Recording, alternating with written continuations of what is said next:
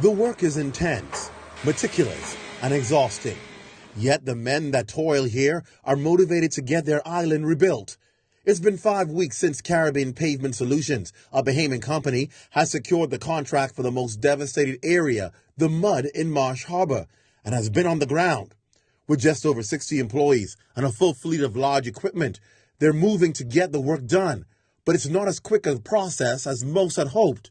There's a good reason for that. And in order for us to get the work done, we have to peel back, mountains of debris, layer by layer, just to ensure that we're not picking up or bulldozing and dragging away human remains. And I want Bahamians to really take a step back, take a breather, and just bear with us, bear with the operators, bear with the contractors, bear with the government. Work is taking place, but it has to be done with sensitivity and with dignity. We don't want to treat anybody and any remains inhumanely. In fact, this company has made it their mandate to ensure all of the employees understand the protocol should human remains be discovered. In fact, it was something they initially raised with government. One of the things that we had raised a question about was how are we going to control the social media aspect when there was a discovery. There was no mention of that in the contract, and because we raised the question, it became an element or a provision in the contract that prohibits all of the contractors and their staff from actually publishing on social media videos and photographs. And so for us, the protocol is very clear. We make it reinforce it with our daily staff briefings every day. And with all the work that's going on with this local company just cleaning that particular area, you can see there's still so much as yet to be touched. This is behind me. This pile has not been touched at all. You can see containers piled on top of homes, showing you the strength of Dorian. They were pushed from the port over on the other side of the road. The winds, the storm surge, pushing them, smashing them into homes in the mud.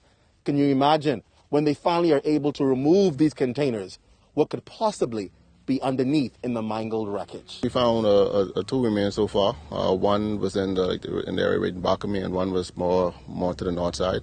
So we have a protocol to follow. Once we find the remains, we shut that particular area down. We alert the authorities, and they come in and they take over from there. And then we don't come back in that area until all clear is given. Recently, controversy hit social media after human remains allegedly found in another location were circulated by would-be workers.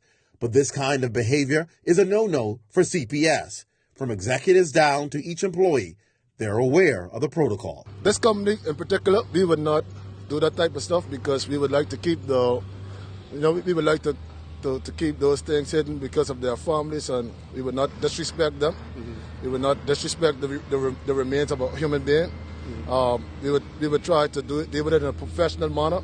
We have to always be sensitive that the piles that we are clearing, human remains which are sacred, can be a part of those rubbles.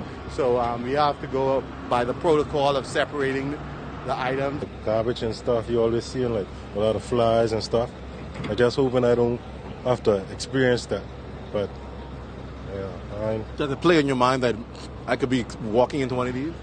Every day it plays into my mind. In Marsh Harbor, Clint Watson, Eyewitness News.